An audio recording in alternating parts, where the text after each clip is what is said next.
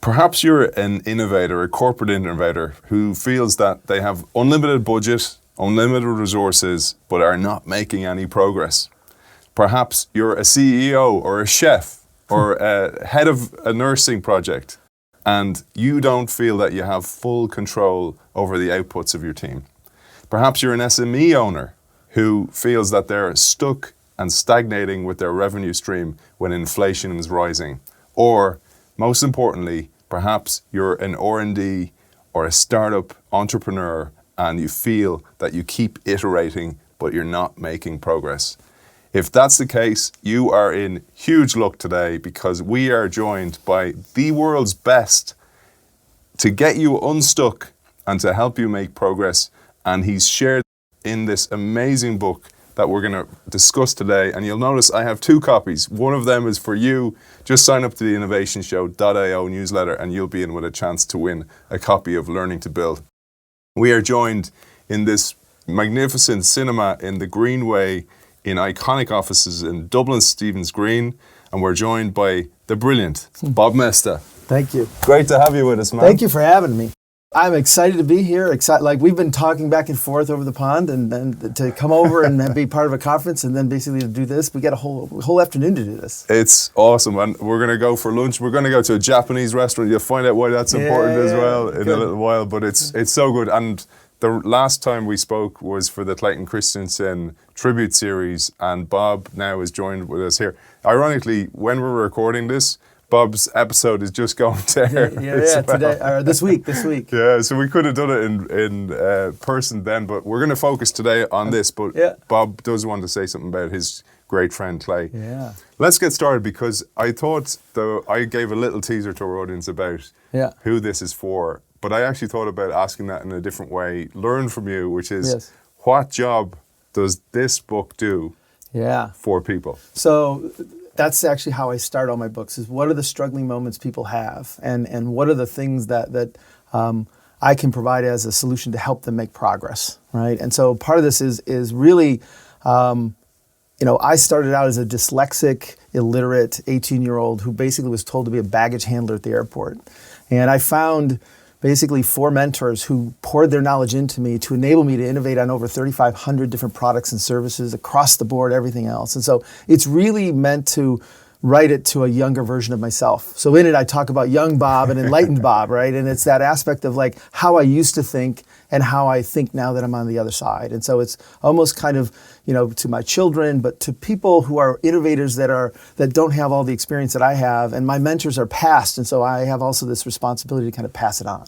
Brilliant. So it really was a book of passion for me. It was very, very like a level of responsibility, and at the same time just fun to recall all these stories and share by what we were talking about. I loved when you were talking about, so there's this matrix moment. Yeah. So take the pill, and but the pill really was your introduction to these mentors as well. And maybe we'll give that, because that gives great context to where you are and how you got there as well. So I love the movie The Matrix, and one of the things I realized is like there's moments in your life where you take something and you can't unsee it. And so what I do in the first part of the book, I just say like, look, you just need to be ready, because at some point I'm going to introduce you to things that you can't unsee. And so the reality is that that's really the intent, is that these tools, once you learn them and these skills, you develop them, you just get so much better at it. But you can't see, like when somebody asks you a question like, do you like this? You're going to go like, well, that depends on context. That depends on where I am. It depends on what I'm comparing it to. And so you start to realize that simple questions you can't answer anymore. There was an episode of this series about Einstein. And Einstein has this moment where he's kind of staring at the window, and the teacher kind of goes, oh, young Mr. Einstein, so smart there. Have you got the answer? And there's this like crazy equation up on the board.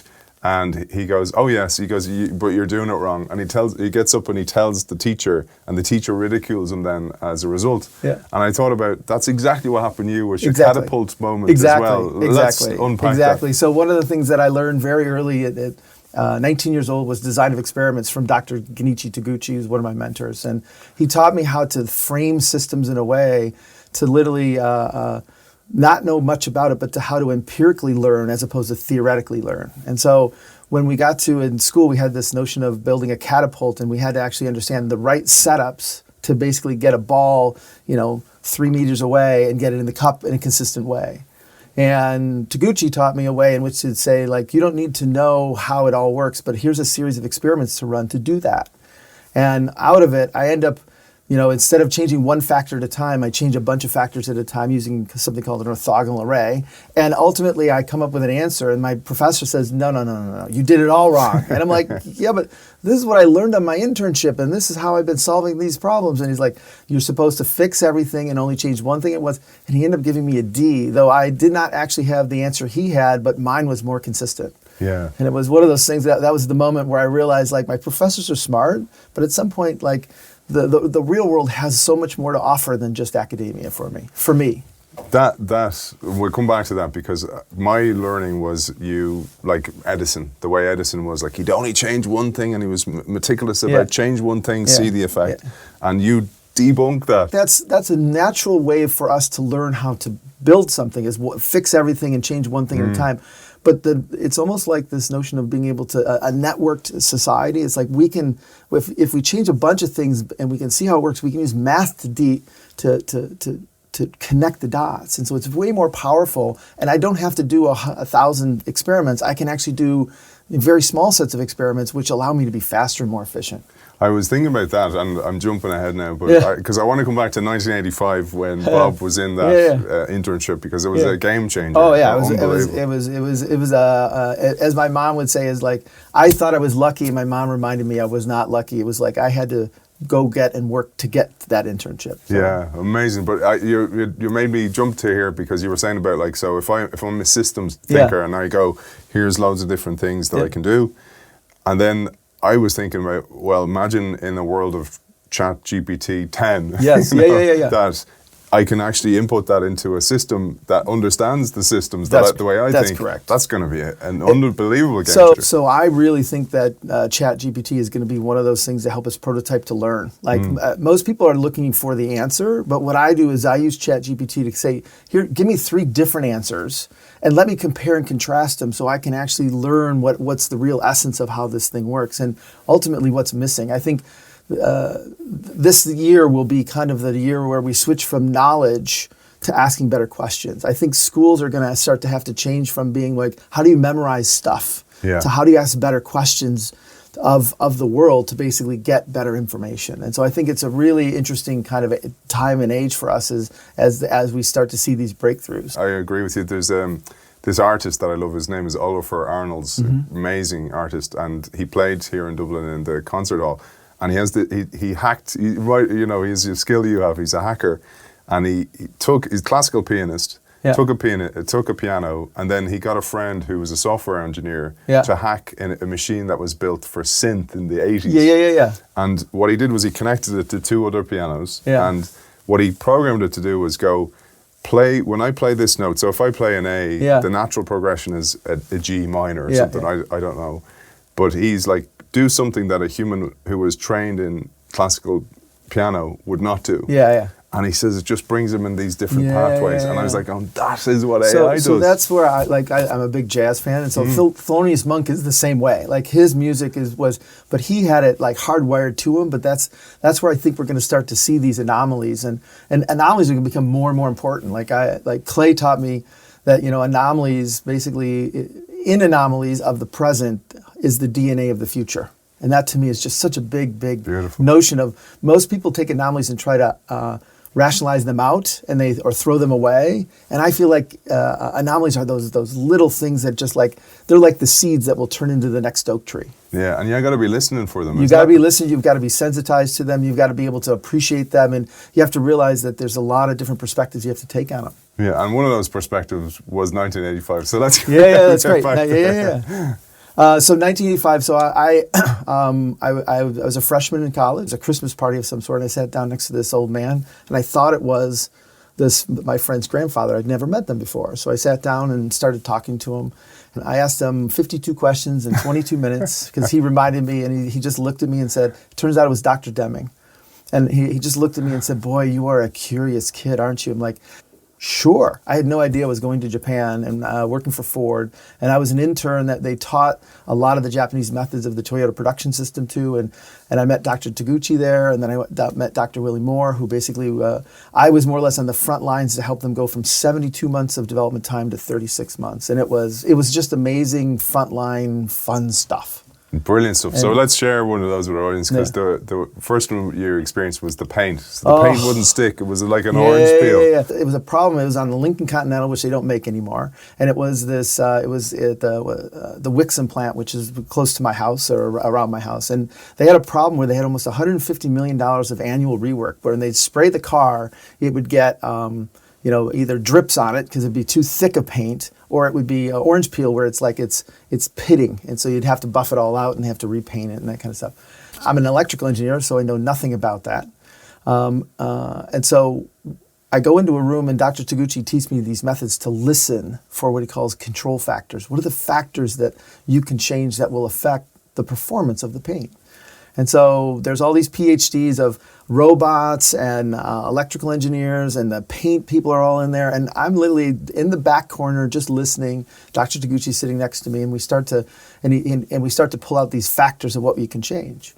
And long story short is we end up creating this designed experiment that we ran on the weekend that was a very, very complicated part. So it had flat surfaces and vertical surfaces, very similar to a car, but we just did it like a set of runs and changed like the speed of the paint and the temperature of the paint, and there was a charge between the paint and the substrate you're painting, and so you'd change whether it's positive or negative, and you'd change the voltage rate and all these different things. And because I didn't know, I literally was just like, let's just try. And everybody else had a theory of why everything worked.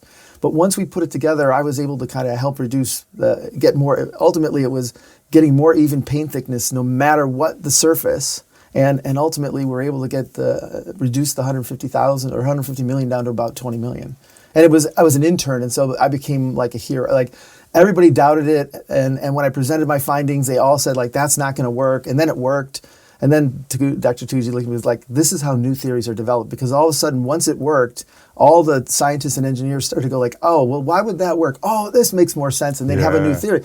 But you can't actually discover new theories without creating new phenomenon. Yeah. And so that's really what I learned is experimentation is at the core of really being an innovator, and not being afraid to fail, but being more excited to learn. Right? Yeah, I love that example. And you mentioned there Moore, because she was a massive influence for you. Yes. And what I loved about this was, so I'm going to ask our audience, imagine there's a very political meeting happening, and it's like about a project that's been failing over and over and over, and somebody invites the intern. And then when everybody's asked who's responsible for this, the intern puts his hand up, and it was a game changer for you and for Willie. That's right. So it was like my first week at Ford, right? And she's like, okay, we're going to go into a meeting here, and just don't say anything. It's like, and this was like a project that I was responsible for. I wasn't an intern at that point. I was actually an employee, but the aspect of this problem was happening, and Willie just said like, I want you to go in and take responsibility. And I'm like, but I didn't do it. Like, I don't know what to do. And she said like, look, here's the thing is once they give you once you take responsibility and people are willing to give it to you, now you have the power to solve it. And so that to me was the most impressive thing of what I'm sitting in a room. It's like my second week at Ford, and I'm like, this is my responsibility. Here's what I think we should do. Here's why it hasn't been done in the past. And the executive kind of looked at me and just said, wait a second. I know this is your second day. How is this your responsibility? And eventually said, fine, you go solve it. And then everybody around me basically started to say, fine, it's up to the kid. And to be honest, it was great. Yeah. And it was very useful and very empowering. And so you start to realize that when people are in trouble, there's always a vacuum where people can walk into it and take power or take on the responsibility, if you will. And then ultimately, if you have the methods, to solve it is actually easy. Mm. But a lot of times it's aligning people. So it can feel like in those moments that you're a scapegoat. Yes. But actually, it's a huge opportunity. It's the paradox. You think you're going to get in trouble, and it's actually you're actually getting the ability to be Superman. Yeah. Right? And actually, there was another thing. So I share that the reason that really resonated with me when I retired from rugby. my first job was head of a digital for Yeah. a major media company, and it was really because nobody wanted to do it. That's right. That's right. So everybody stepped back, and I was left forward, kind of going, and they're going, "You own it, kid." Yeah. So this is an interesting one. So I've been studying leadership for a long time, and most people who are leaders, they don't prepare to be a leader. They just end up being like think of Churchill. Churchill, like, at some point stepped into the role, and so part of this is to actually understand, like, most leaders become leaders because nobody else is willing to step up, right? And to be honest, it's one of the reasons why I wrote the book, is because all four of my mentors are passed, and I feel like they were always in the forefront, but now that they're gone, I feel like, oh, I have that responsibility now to lead and to basically share and to tell these kinds of stories. Yeah, and you do it brilliantly. And Bob has more books on the way as well, and maybe we'll nod to those at the end of the show. There was a killer line by Taguchi, and Bob calls Taguchi the Dalai Lama of innovation. Yeah, I love that. he is. But I wanted to share this line. So he said, "Looking at and focusing on problems is the wrong view of the world. All problems are really problems about the variation of function. Focus on what it's supposed to do, not what it's not supposed to do. There are infinite problems and only finite functions." There's a lot in that. It seems simple, but it's. I'll say that when I first heard it, it took me probably 10 years to really decipher all that. But the long and short of that is, 9 times out of 10, when you focus on problems, you get rid of the problem and you solve another problem, or you create another problem, right? And Dr. Taguchi, we used to call that whack-a-mole. Right? Yeah. Oh, we're just playing whack-a-mole. Like no, we have to focus on the function. And so if we can actually, so think of the paint problem, right? If the paint is too thick, it runs. If the paint is too thin, it gets orange peel. How do I reduce the variation of that? Because what we would do is we'd solve one problem of runs, and then we'd have orange peel, and then we solve orange peel, and then it'd have runs. And you realize you have to reduce the variation of the product and the thickness, and ultimately, once you can focus on the function, it actually makes it way easier to solve everything. The problem is the variation is always usually very small. I mentioned earlier on about the whole idea of my understanding was like Edison was the best of them all, and he was very meticulous in solve one problem. Did it work? What was the output of that problem? And you're like, no. That's the old way of thinking. I don't think it was the old way. I think of like it's context. The context Edison was in, he used some great methods to do that, but he didn't have math. He didn't have computation. He didn't have Excel. He didn't have so. To me, as innovations come to fruition for everybody else, it allows us to develop new methods to do that. And so, I feel like if Einstein or Edison would have had that ability, he would have figured that out. But he just didn't have access to that stuff. I mean, one of the things about coming here to Ireland, you start to realize, like, we were just at the Book of Kells, right? And you realize, like, 1,000 years ago, the only way to get a book was to have it copied by a monk. Right? And then it wasn't until you could actually then get the printing press. And now all of a sudden it's to the point where we can write, and we don't even need paper anymore. And so you start to realize that people innovate the best they can in the context they're in, and to realize that as your context changes, you need to be thinking about what you need to do differently from the past and not say that it's wrong. Like, I don't believe so Clay taught me very, very clearly that there is no really, in that case, wrong. It's more like they did the best they can, and we can do better with the tools they had. And so it's context that's really important to realize, that there isn't good and bad. It's more like that's the best they had at this point in time, but now we have these other things. What can we change? A great point. And that goes to what you were saying about education. So if the tools now are like ChatGPT, I mean, that's like Google on serious steroids. Exactly. So the question becomes important. Think about how hard it is to frame a question. And you think about there's levels of questions, and there's easy questions like, how are you today? What's the weather like? But then when you start to think about, like, what should we build next? Those are really complicated, hard questions. And the harder and deeper questions require more and more input. And so, to be honest, it's one of those things where I feel like we're going to get past a lot of the superficial stuff and now get down to the meaty stuff. And at the same time, like, I think people are saying, like, they're going to lose their jobs, right? Because of ChatGPT, copywriters and different people like that. But the reality is, what it's going to do is it's going to force us to go higher into our abilities of the higher end of the market, and let the low end of the market take care of this part so we can move up. And so it's actually a really good sign of progress. I'd love to share some of the concepts of the book before we get into the 5 skills that Bob shares. Yeah. The idea of control factors versus noise factors. Yes. And I'm going to share up on the screen here a brilliant diagram. And there's a lot in it. So most people would say they understand systems thinking, right? Inputs, we got some system, we get some output, right? But for me, and between Taguchi and Deming and everybody else, it became bigger than that. And most people think of systems as like almost like the physical, the engine or the transmission or things like that. But in software, the system is very, very modular. There's many of them. And so how do you actually think about them? The other part was to not confuse the output with the outcome, right? Meaning, so for example, I've recently lost a lot of weight. And when you start to think about that as a system, losing weight, the output in the metric is my weight, 212 pounds at the time, right? But at the same, when I started, I was 280 pounds, 285 pounds. And what you start to realize is like most people I knew I needed to lose weight. I know that I had bad habits, but it wasn't until I changed the outcome, which is I want to go ski with my kids and I want to be able, and I'm missing out because I'm so heavy. And that's the thing that actually drove me to actually lose the weight, not the fact that I'm measuring the weight. And so at some point in time, I've lost that. I've lost that as a metric, and I measure my sleep. I have a continuous glucose meter. I've done all these different things. And so that system then talks to what is the inputs, the control factors. What do I eat? What do I exercise? How do I sleep, right? And so I end up creating these metrics that are lead metrics that tell me that I'm way better than the lag metric of weight. Because ultimately, I just want to be able to ski down the hill without stopping, right? But there's these other things in here called noise factors, things that affect my system, my weight system that I can't control. I call one of them alcohol. I love alcohol. I like to drink. I don't like to drink too much, but a glass of wine is good. But I want to, and what happens is when I drink alcohol, it actually affects my sleep, which is part of my system. And so at some point, I have to figure out how to compensate or make myself robust to it. So I've learned how to walk after I have 2 beers, be able to do these different things to help me and my system be robust to the fact that I'm still wanting to have a glass of wine or a beer or a Guinness. I had 3 Guinness yesterday, but I walked 15,000 steps. It was amazing. You won't need to eat after the Guinness. No, that's right. That's right. I love that. Actually, it's so funny because I hadn't thought about it that way. And for me, one of my moment of that, my losing weight moment was not losing weight, but actually seeing that we're going to live longer. Yes. So every year, I think we live longer. We add on 2 years of life. Yes.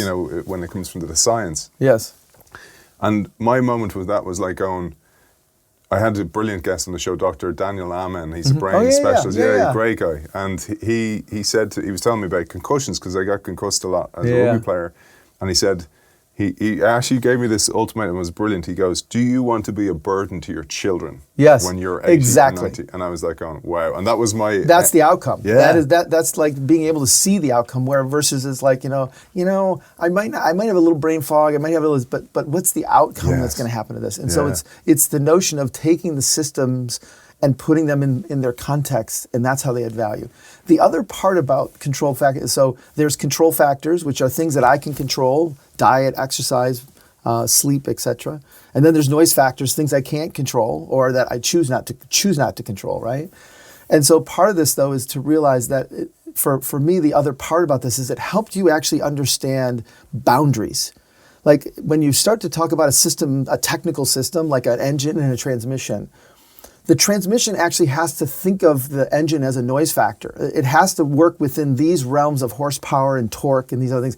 But at the same time, if I have to wait for the transmission to be done, then the fact is then the development's going to actually take 72 months. But what we learned how to do is do these things in parallel. And once we could actually develop the engine and transmission in parallel and then basically figure out how to connect them at the end as opposed to waiting till the engine was done and then developing the transmission.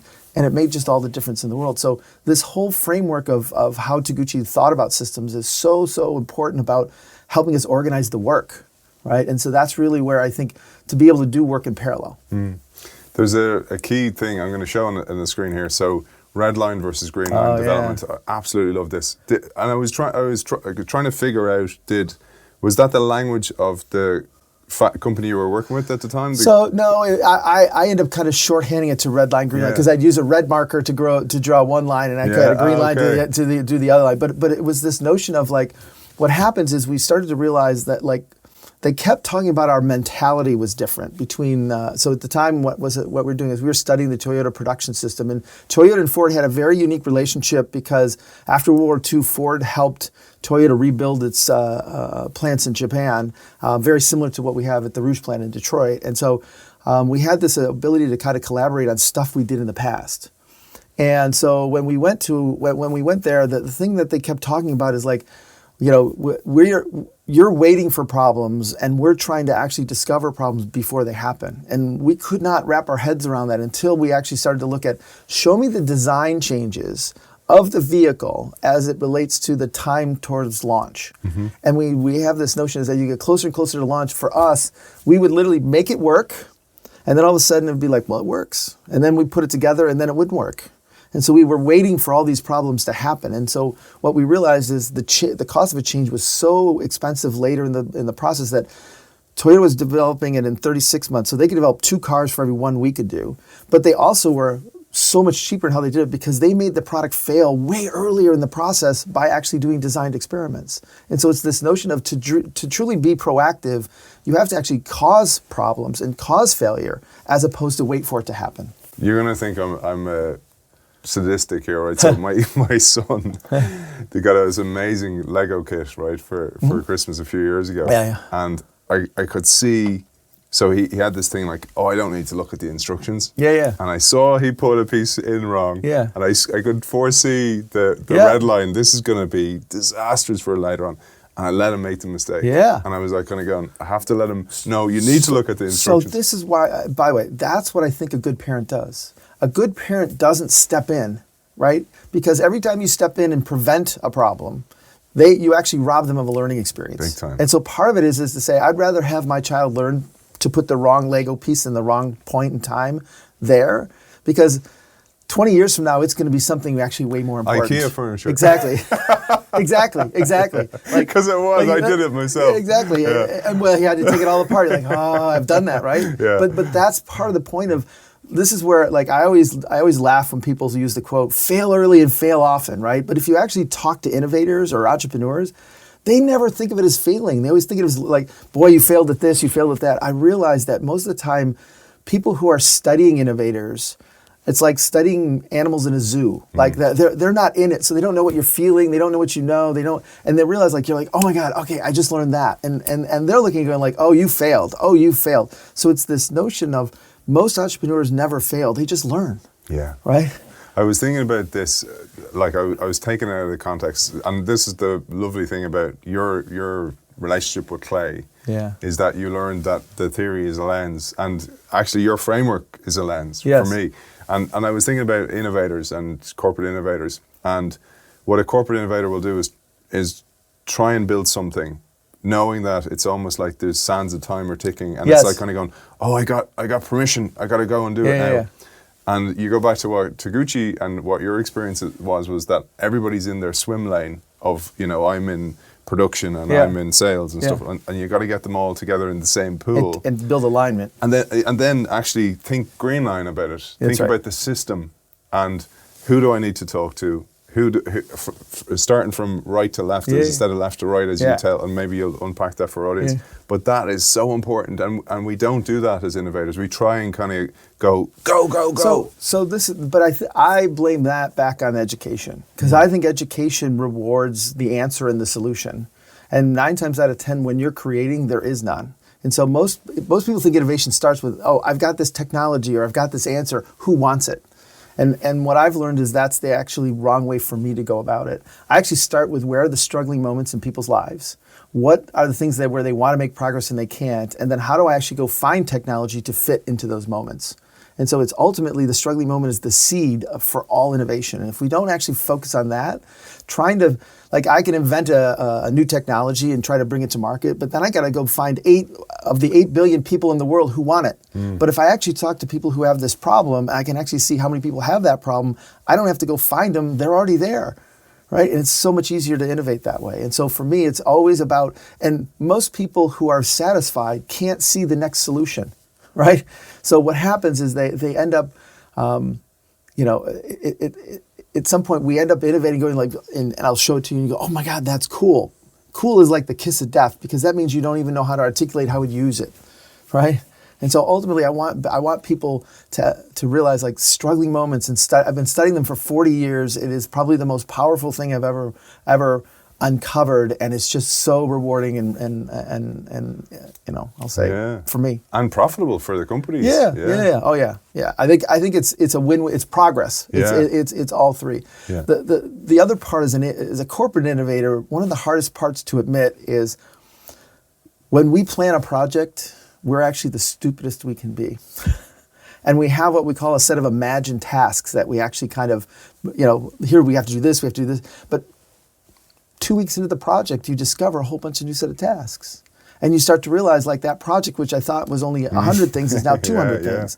And all of a sudden, I have fixed time and money, and what do I do? And so it's the aspect of realizing that real creation is about guessing. It's about actually learning how, like, being able to uncover the unknowns and actually answering the unknowns. It's way more about that.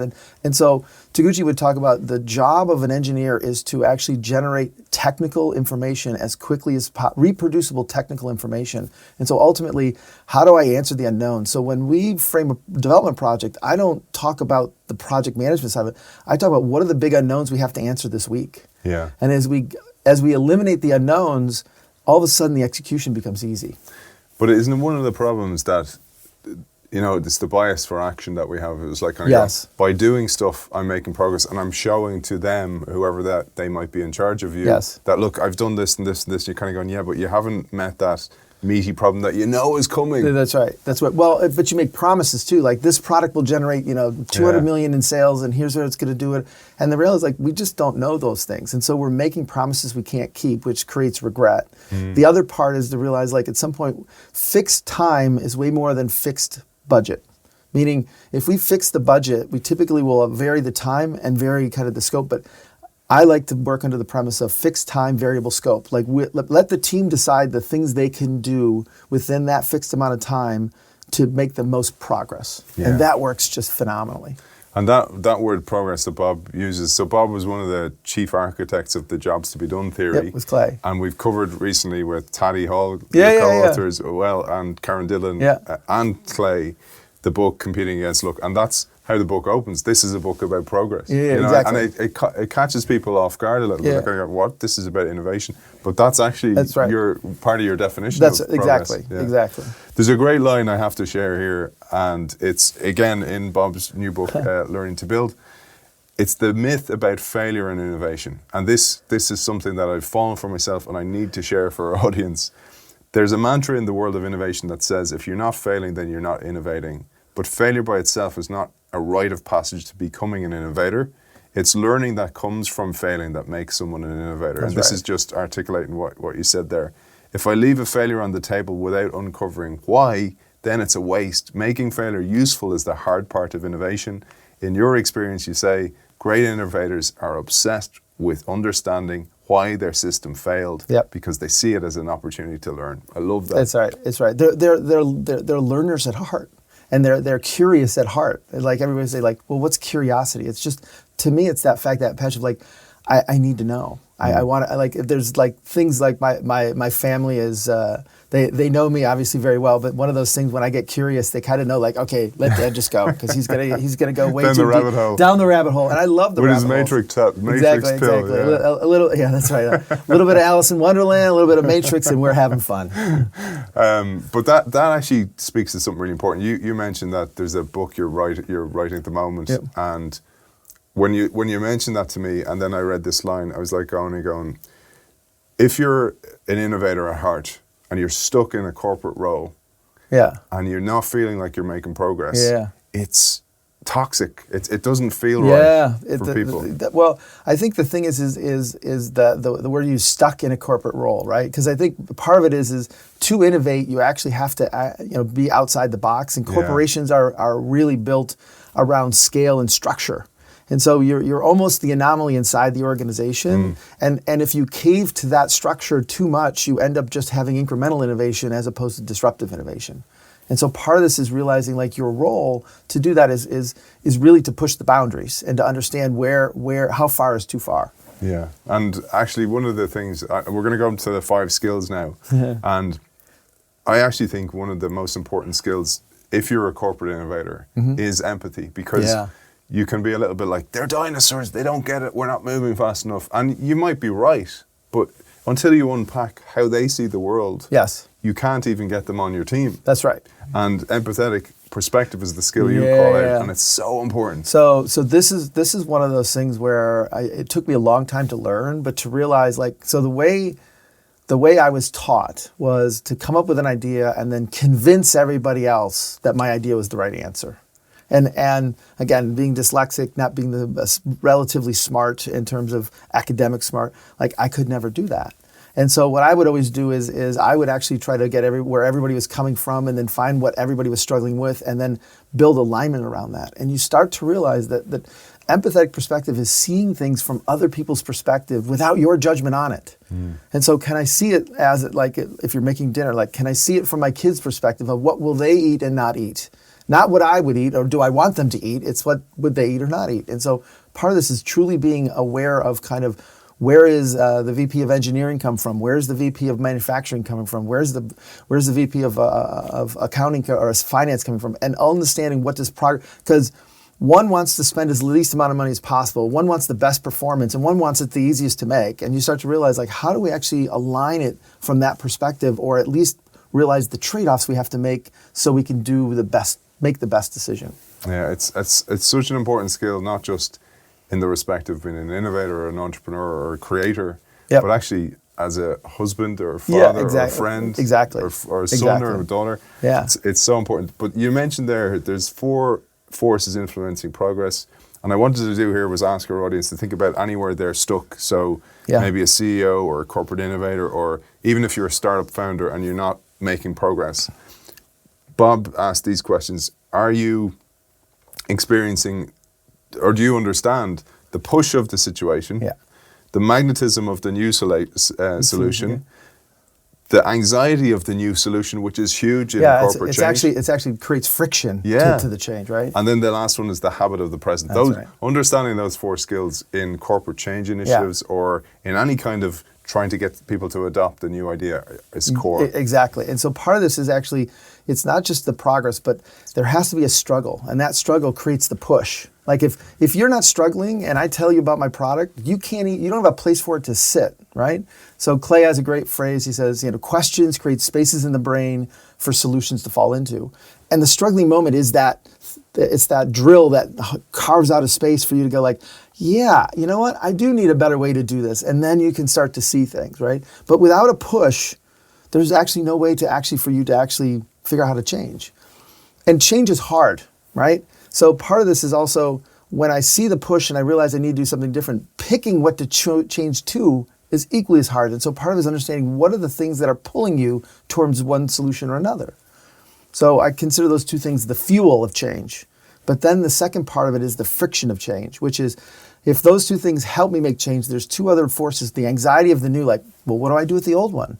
How much training do I need? Like all these questions come up, and that creates the friction that keeps people from changing. And then there's the habit of the present, which is the things they love about the current solution that keep them from changing.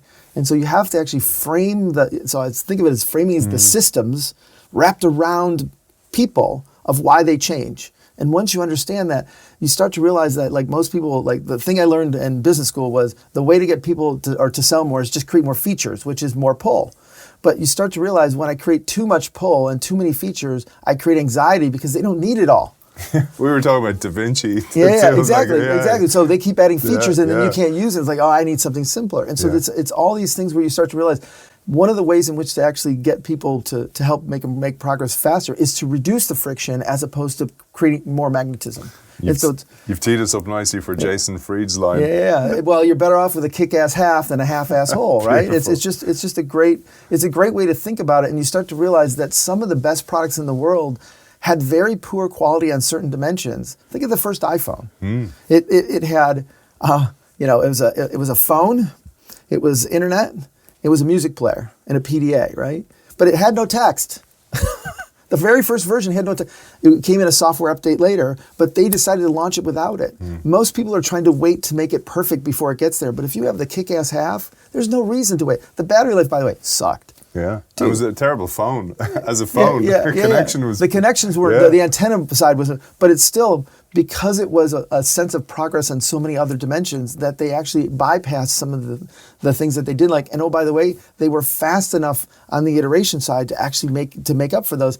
And let's be clear, the first camera was horrible. I mean, but it was better than no camera. And eventually, now the phone is almost all about the camera, or more about the camera than it was 10 years ago or 15 years ago. You've teed us up nicely as well for the next one, which is uncovering demand. Yeah. And I thought I'd ask our audience here as well to think about it.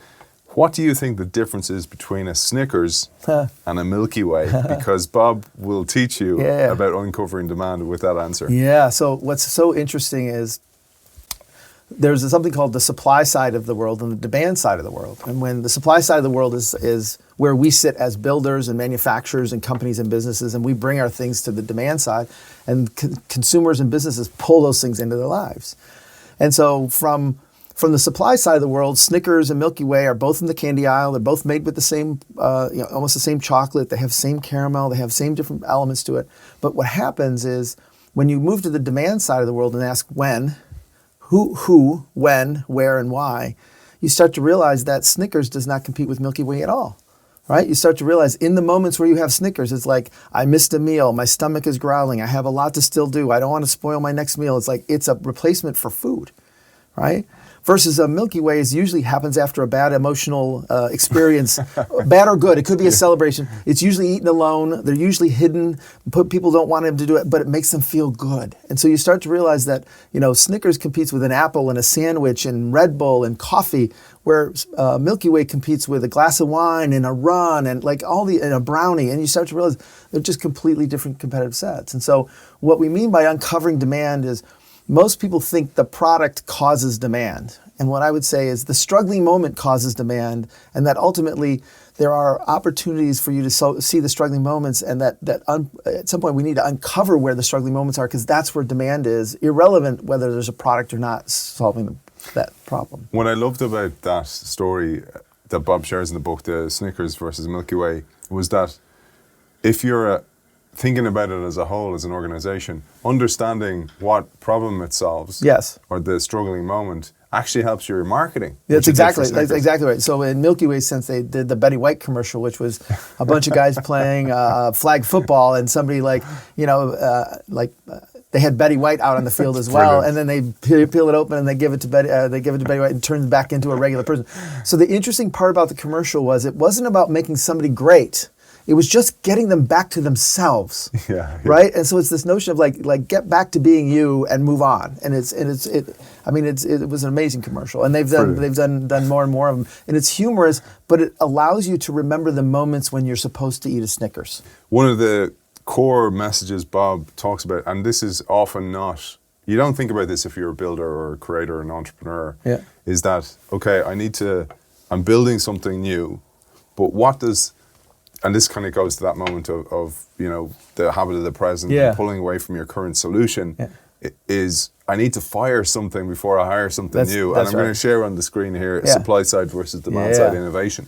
So to be honest, this is one of the biggest separations that helped me with my mindset around creating, because the greatest lie I was told as an engineer, and I feel like we train engineers to be arrogant and confident and their scientific approach to things, right?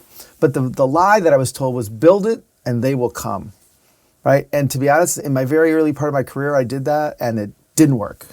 And ultimately, what I realized is that I can build it, but it's so hard to find other people to buy it and to add value to it. And though I might think I understand what they say, 9 times out of 10, I didn't even understand what they said. So the demand side is to realize the mechanism of how people actually think about and pull products into their lives is completely different about how we actually sell and market and build product. And so you have to actually treat them as two different systems of how does it get pulled into the people's lives, and then ultimately how do we actually define fit between the demand side and the supply side. And so part of it is most people start with the supply side and then they try to then find people on the demand side. And what I say is this is my right to left thinking, where I start over here on the demand side and then figure out on the other how to get to the other side. And be able to figure out what are the products to do it. And this is how you end up with a product that's not over-engineered. It's a kick-ass half, because most of the time you just keep adding features until you think you are good enough. And the reality is that they already know what good enough is. You're just not asking them. Brilliant, yeah. And it goes to the idea of going to Clay's word, Clayton Christensen, overshoot, Yes. or sustaining innovation, Exactly, et cetera. exactly. And so part of this is to realize that, again, I try to start all innovation projects and all entrepreneurial. So like I advise like Techstars, like which is a incubator for basically a whole bunch of different startups. I've been doing it for almost 10 years now. Wow. And part of it is they all have an idea, and I basically I let them explain their idea, and then I said, all right, now let's go to the demand side, and I forced them to go talk to people who are in the struggling moment and had tried to solve their struggling moment with some set of products that are not theirs but would be surrogates for theirs, so they can actually understand how to build it. And it helps them dramatically kind of reshape what they're going to build and almost think about the phases of product, as opposed to like, oh, I got to make it this big. It's like, no, let's make it this big and just get it started. And it allows to build traction faster. Kick-ass half again. Kick-ass half. Yeah. It's a dramatic phrase, but it's actually more real than you want to give it credit to. Yeah, and it's definitely worked for Jason Fried. Yes, for sure. So causal structures is our next skill, and this also goes. This reminded me of the work on Clayton Christensen as well as causality, the whole idea of causality. But you actually explain it brilliantly with an old Taguchi story of the Japanese story of the wind. Yes. And that actually made really sense. Maybe that's a good way to share. So one of the things is that it actually starts with Deming. Because Deming would say things to the effect of, don't ever confuse correlation with causation. Well, let's just share how he was deaf and he used to shout at you and you thought he was giving out. Oh my gosh.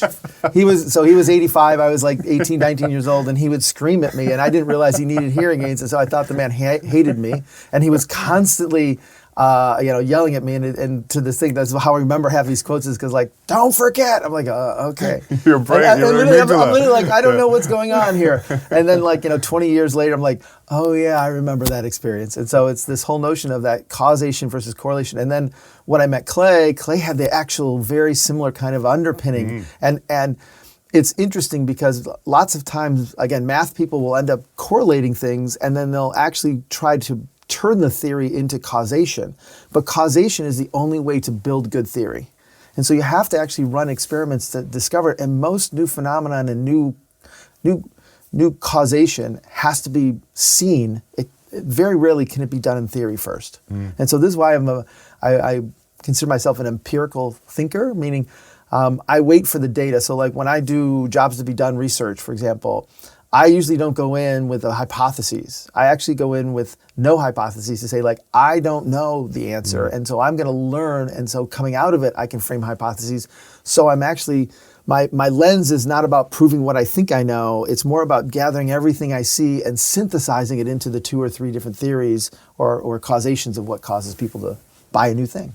Yeah, because you don't fall for the confirmation bias. You also, the world might have changed in the period from if you knew something before and you had a hypothesis, the world's changed. Yes. But I mentioned there the story, the Taguchi story of the wind. Yeah, but the wind story is that Taguchi would say, shared something to this effect of, like, he says for almost 500 years that they wouldn't cut down trees because they thought that trees caused the wind. Right? And eventually, because at some point they'd feel wind and the trees would move, and so that at some point they thought one was doing the other. It says at some point in time, until you can define causation, the fact is you're limited in your belief, and so they didn't cut down trees. They had it was very much different time, and once they realized it wasn't the case, that they could do different things with it. But it's that aspect of correlation with the wind and the trees, but not knowing what is causing what. We have to share this because I loved so a lot of companies use Bob as an advisor for maybe unseen crises in the future, or Gulf War, 9/11, COVID, and they call Bob the fortune teller. How does he know in some cases the cleaner sometimes too, but yeah, the wolf from Pulp Fiction. That's right, Pulp Fiction, that's right. So, but there's a reason why, and this goes to your idea of the dominoes, the thinking in dominoes and systems, etc. So maybe we'll share. So here's the thing: is this gets back to the concept of random. When people, like, I hear the word random, and the thing that comes to my head is lazy. Because what happens is when we say something is random, we're not willing to look for the causation. And so all that does is then, to be honest, it robs us of time, because then if it's random, we just wait for it to happen again.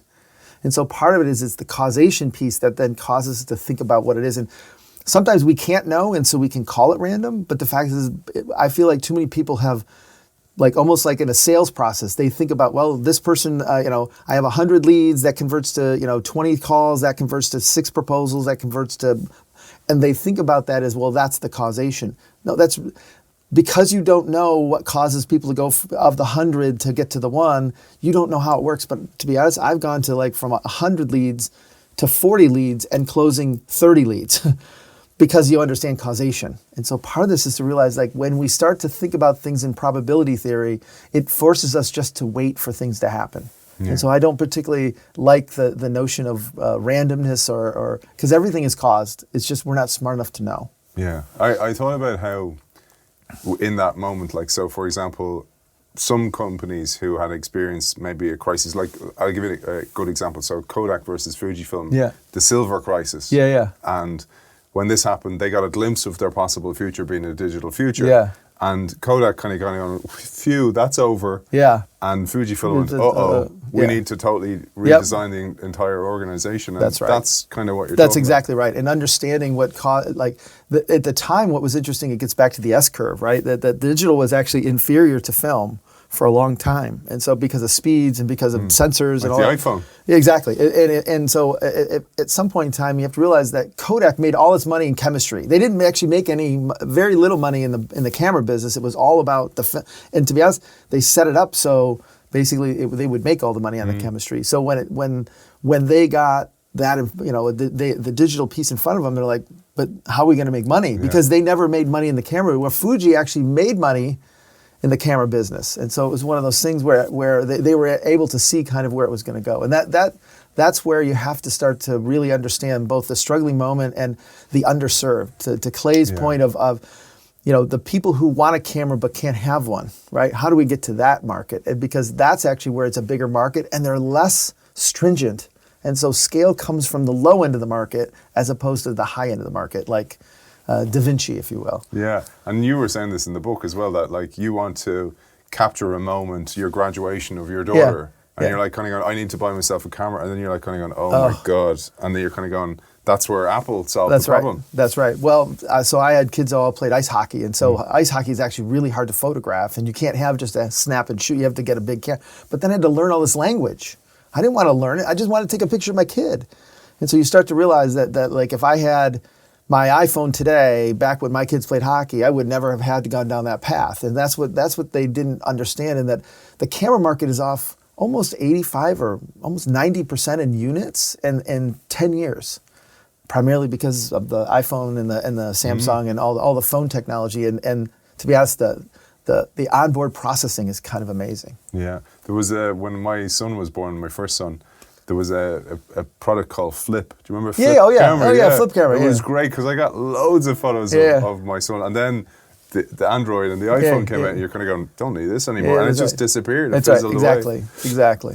There's the Flip. I remember. The Flip, I have a couple of those. I actually have one. My attic is full of all these old innovations I worked at. I was like kind of cleaning them out the other day. There was a Flip up there. And I think somebody acquired it and just killed it as a project. Yeah. So Oculus was, or not Oculus. There was another one that was basically a camera that could do infinite like f-stops, and so it would be one of these things, and it was acquired by Google, and they just kind of wrapped it into the Samsung phone. Yeah. So lots of cool stuff. But the next one is, and I was going somewhere with the camera stuff, so we had Steve Sasson on the phone, on the show, who created the Kodak camera. You know, he's a 20-something-year-old, you know, amazing story. But he showed us the device, like you can see it, it's like he hacked this together. And he went around the organization, he's like kind of going to marketing, to sales, etc., and like kind of going, how much did this cost to create? And it cost something like $3,000 or something. And he's like kind of going, yeah, but you know, Moore's law and the prices will come down. And everybody shut him down. But I mention him because of the next skill, which is prototyping to learn. Because that creating something is better than having it in your head or a PowerPoint slide. That's right. Well, and so I'm learning that prototyping is this aspect of how do we learn? And how do I cause things to fail? And how do I actually realize that? So the big difference, again, it goes back to, as an engineer, I was taught to only prototype to verify. So here's my theory, here's my set of prototypes, prove it. right? But when you get to the point of like, I don't know, how do I prototype that way? Yeah. And ultimately, what we learned, for example, in Japan is like, we're actually going to run a set of experiments that I don't know the outcomes. So I have this page in one of my notebooks from when I was in Japan, and it says, in the West, we test to prove our hypotheses of how smart we are or aren't. And in Japan is we test because we don't know.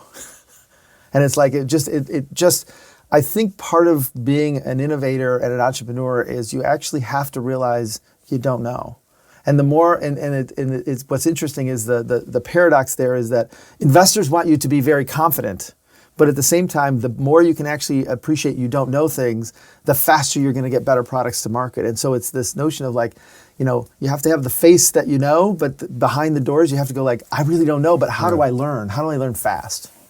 So that's a nice one to tee us up. And you kind of, we've touched on this several times with the Jason Fried quote, but also you were saying about the apple and kind of going, just get it to market. Yep. Because this next skill is making trade-offs. And this is difficult. If you're a perfectionist, this is really difficult. So I think that's actually the one thing is, again, as an engineer, I was taught to be a perfectionist and it had to be, perfect. And the reality is what you start to realize is like, I can't do anything perfect. I'm limited in time, I'm limited in scope, I'm limited in money.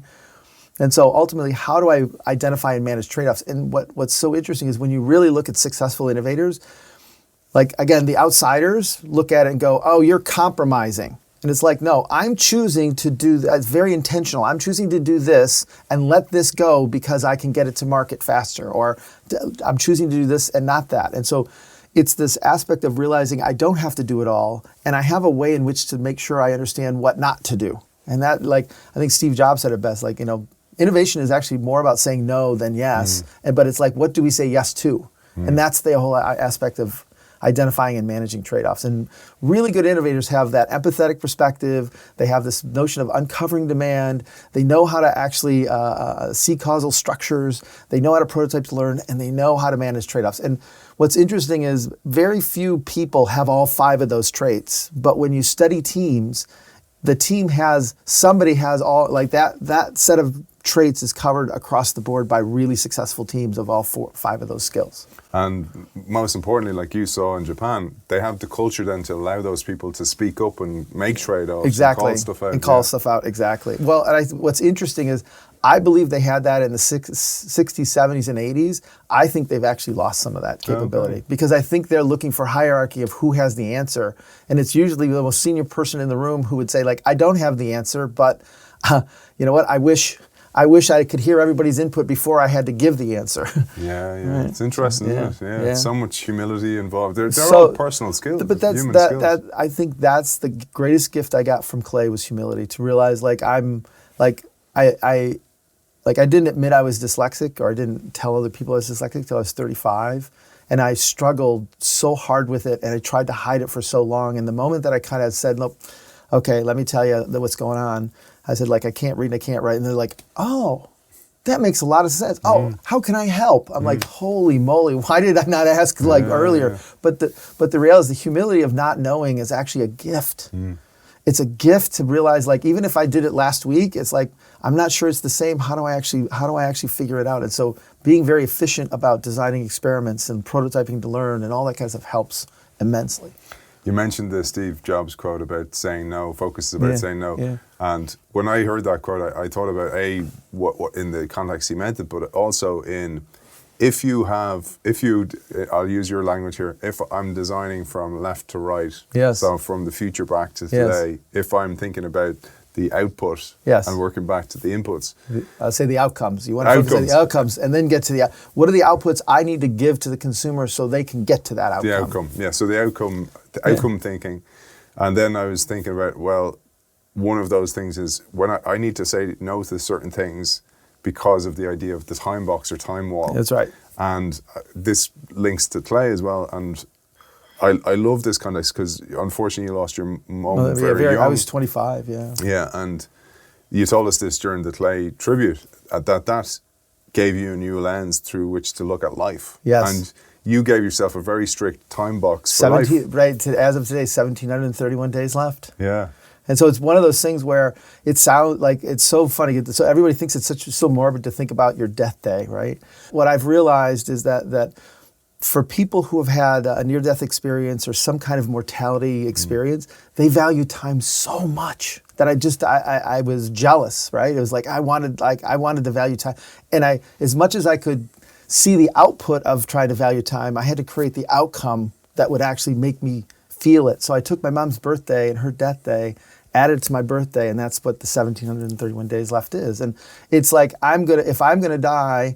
It's like I want to say like I'm going to die on that day, but it's forced me to get rid of like all the, basically the people I want to spend time with, like you. Like I'm making time to spend time with people. I'm very intentional about where I want to spend my time now. I make sure that I try to see my children as often as I can, because when you start to do this and you do the math, the simple math of the 5 years, and I see my kids once a quarter, that means I'll see my kids maybe 20 times in my life. Like that's just not acceptable. And now, if I die earlier, that like I've been packing everything in, so like these books would have never come if I hadn't created that death day. At the same time, the fact is if I live one day longer than that, it's bonus. So now so every way I look at it, I have positive energy wrapped around picking that death day, which is such a negative thing, but it enables me to have such great behavior or better behavior for myself, as opposed to I'll do that when I retire, or I'll do that when I'm 80. We don't know when we're going to go. We don't have a choice, I don't think. Beautiful. Right. I thought it reminded me of actually Clayton Christensen and the book How Will You Measure Your Life? Yeah. Because one of the things he said, and I learned this from doing that series, was when he found out that because he'd had all these terrible illnesses. Yeah. and he's like, now I can finally teach people how will you measure life, and use all the theories about your life so you can have a better life. That's right. And that's what you're and so I'm a student of that. And so my whole thing is I've changed my metric from how much do I have in my bank account, what experience, to basically how many people can I help in my life before I die. And that's why I've gotten to the point where a dyslexic, illiterate person writing a book sounds a little bit strange, but like I found a company called Scribe Media who literally helped me just talk my books through, think them through. We think through the struggling moments, the jobs, what progress, each chapter is a system. We literally use the entire book, all the skills to write the book. Yeah. And so it's that aspect of being able to kind of do it. And so I'm just keep writing, and so as soon as I sell enough of one book, I then have enough to start the next book. And so I'm just constantly doing, so I've got like 3 more books already kind of coming through the hopper. It's just one of those things where once you got it. Formula. It's a formula. Well, so one is Demand Side Sales 201, which is, there are people using it, but Demand Side Sales is like, I want to know application. So I've partnered with a couple of guys from Autobooks who've literally implemented everything that I've been teaching around it. And so we're going to write Demand Side Sales 201, and it's really going from 0 to 1 in revenue. So it's a revenue playbook. And then I got another book on prototyping to learn, because it's just blown up. Like there's so many people who want to know about it, so that I've started a class on it, and I've started some different things wrapped in around Harvard. it. But all these different, but it's kind of like people will say they're interested in it, and I'll say why, and they'll say here's the struggling moment. And as soon as I see the struggling moment, like okay, I got enough content. Let's go with it. So that's kind of where we're going. It's awesome. And for people who want to find you, Bob, where's the best place? So I've got a podcast called The Circuit Breaker. I don't know if you've been listening to that, but that's fun. It's me and my business partner of 20 years, kind of riffing around certain topics and certain different things, and it's about kind of taking a minute to reset and recharge and go a little deep, right? And then Amazon is the book. Basically the books I have: Learning to Build, Choosing College. I've got Michael Horn. Yeah, with Michael Horn. Yeah, big shout out to him. And Demand Side Sales. And then I've got a book called Hire Your Next Job, and we've been studying people for the last 6 years around what causes people to say today's the day to leave one company to go to another. And we're writing it. I'm writing with Michael Horn again, and then Ethan Bernstein. So that and Catherine, and so Catherine Thompson from my office or from my group. Yeah. And so we're kind of pulling all that research together and wrapping it up. It should be out in 2024. Well, it's been an absolute pleasure, and I mentioned that time well because I know how you invest your time is really important, and I'm very, very grateful for now, and hopefully we'll spend more time again together in the future. Author of Learning to Build, the 5 Bedrock Skills of Innovators and Entrepreneurs, Bob Moesta. Thanks for joining us. Thanks for having me.